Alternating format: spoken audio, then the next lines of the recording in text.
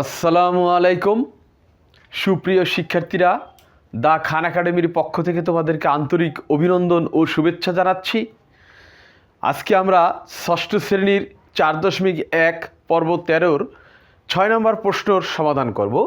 আজকে মূলত আমাদের 4.1-এর যেই 6 নম্বর প্রশ্নটা রয়েছে মূল বইয়ের মূল প্রশ্নের সমাধান। মূল বইয়ের যেই 6 নম্বর যেই প্রশ্নটা রয়েছে এটা হচ্ছে যে একটি কলমের দাম x টাকা, একটি কলমের দাম x টাকা ও একটি বইয়ের দাম y টাকা।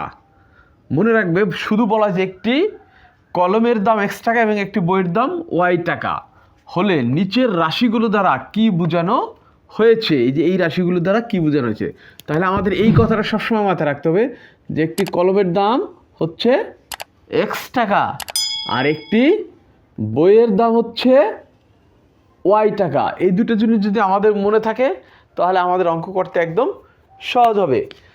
তাহলে বলা হয়েছে যদি বোঝানো হয় যে তাহলে নিচের রাশিগুলো দ্বারা কি বোঝানো হয়েছে, এই রাশিগুলো দ্বারা কি বোঝানো হয়েছে। এখানে কলমের দাম এবং বইয়ের দাম দেওয়া আছে। কলমের দাম হচ্ছে x টাকা আর বইয়ের দাম y টাকা হলে নিচের রাশিগুলো দ্বারা কি বোঝানো হয়েছে আমরা এইগুলো এখন সমাধান করব। তাহলে চলো আমরা শুরু করে দিই। আই নাম্বার হচ্ছে রোমান সংখ্যার আই অর্থাৎ রোমান সংখ্যার 1 নাম্বার 3y, এই তো 3y। হ্যাঁ, এই 3y দ্বারা কি বোঝানো হয়েছে, তাহলে আমরা এখন লিখতে পারি 3y হলো 3টি বইয়ের দাম, 3টি বইয়ের দাম। যেমন y দ্বারা একমাত্র y দ্বারা বোঝানো হয়েছে বইয়ের দাম আর x দ্বারা বোঝানো হয়েছে কলমের দাম। যেহেতু এখানে 3y আছে, শুধু y থাকলে আমরা মনে করতাম একটি বইয়ের দাম। এখানে যেহেতু 3 এবং y কি অবস্থায় আছে, গুণ অবস্থায় আছে। 3 এবং y যেহেতু গুণ অবস্থায় আছে তাহলে আমরা এখানে বুঝেই নিচ্ছি যে 3টি বইয়ের দাম, 3টি বইয়ের দাম। 3y হলো 3টি বইয়ের দাম। তো এইটাই অ্যান্সার, আমরা এখানে অ্যান্সার লিখে দেব। এবার রোমান সংখ্যার 1 নাম্বার, এবার রোমান সংখ্যার 2 নাম্বার 7x দ্বারা কি বোঝানো হয়েছে। 7x এখন লিখবা যে 7x হলো 7টি কলমের দাম, 7টি কলমের দাম। এটাই আমরা অ্যান্সার লিখব। তা কি, তাহলে x দ্বারা শুধু x হইলে আমরা একটা কলমকে বুঝতাম। এই যে এখানে শুধু কলমের দাম x টাকা, একটি কলমের দাম x টাকা, তাহলে 7x, 7 এবং x কি অবস্থায় আছে, গুণ অবস্থায় আছে। তাহলে 7টি কলমের দাম, তাহলে 7x হলো 7টি কলমের দাম। তাহলে আমরা রোমান সংখ্যার 1 এবং 2 পেলাম। এবার চলো তাহলে আমরা 3 নম্বর প্রশ্নের সমাধান করব। 3 নম্বর প্রশ্নে আছে x + 9y, x + 9y। তাহলে আমরা এখানে কি লিখবো, x + 9y হলো দেখো x দ্বারা বোঝানো ছিল x, হ্যাঁ, হলো লিখে আমরা লিখবো x হলো একটি, x দ্বারা কি বোঝানো হয়েছে, কলম, একটি কলমের দাম। তারপরে 9y, হ্যাঁ, এখানে লিখবা 9y হলো 9টি বইয়ের দাম। হ্যাঁ, তা এটাকে আরও সংক্ষেপে লেখা যেতে পারে। তো 9টি বইয়ের দাম লিখবা। এখানে x হলো একটি কলমের দাম ও এখানে ও কথাটা দিয়ে দাও ও 9y হলো 9টি বইয়ের দাম।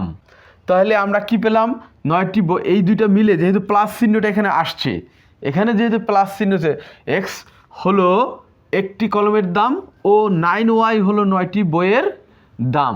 তাহলে এখানে 9টি বইয়ের দাম যেহেতু এখানে প্লাস আসছে, শুধু আমরা যদি এখানে প্লাস না থাকতো তাহলে এইভাবে লিখে দিলেই হয়ে যেত, কিন্তু যেহেতু প্লাস আসার কারণে আমরা এখানে লিখবো x হলো একটি কলমের দাম ও 9y হলো 9টি বইয়ের একত্রে। এখানে একত্রে কথাটা অবশ্যই দিতে হবে, একত্রে বা 9টি বইয়ের মোট দাম, একত্রে বা মোট।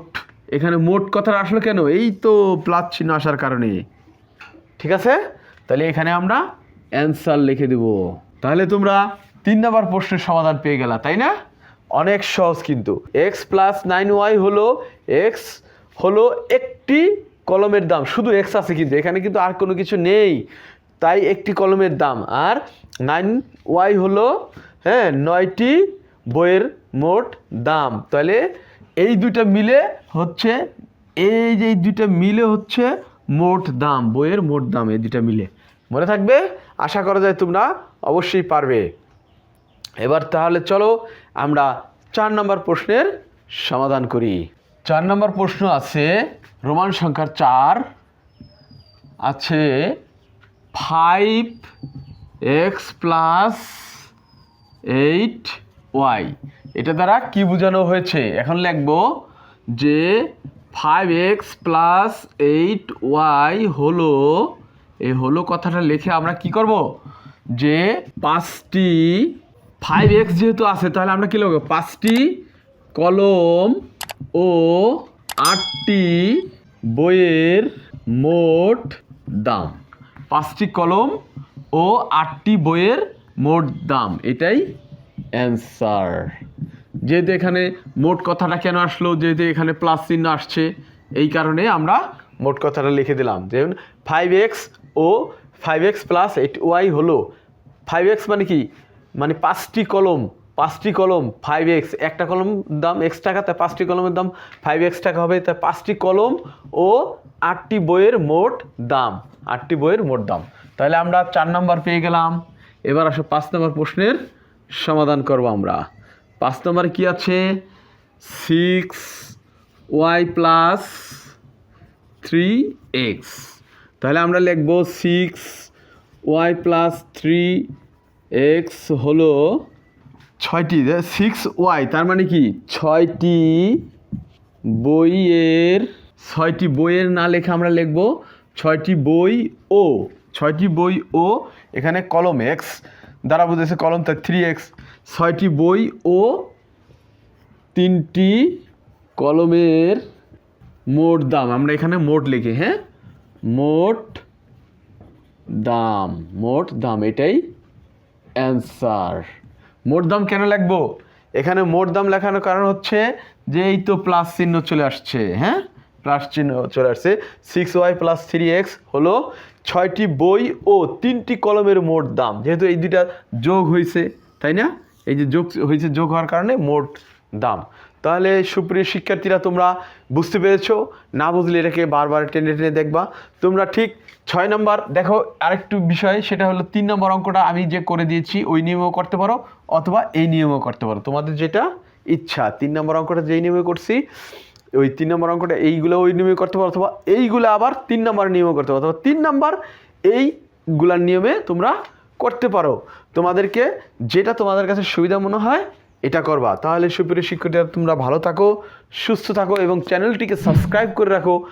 আমরা দেখা হবে আমাদের 7 নম্বর, এখানে আছে 6 নম্বর, 7 নম্বর প্রশ্ন নিয়ে আমাদের পরবর্তী ভিডিওতে দেখা হবে। তাই তোমরা চ্যানেলটিকে সাবস্ক্রাইব করে রাখো। তোমরা ভালো থাকো, সুস্থ থাকো। আল্লাহ হাফেজ।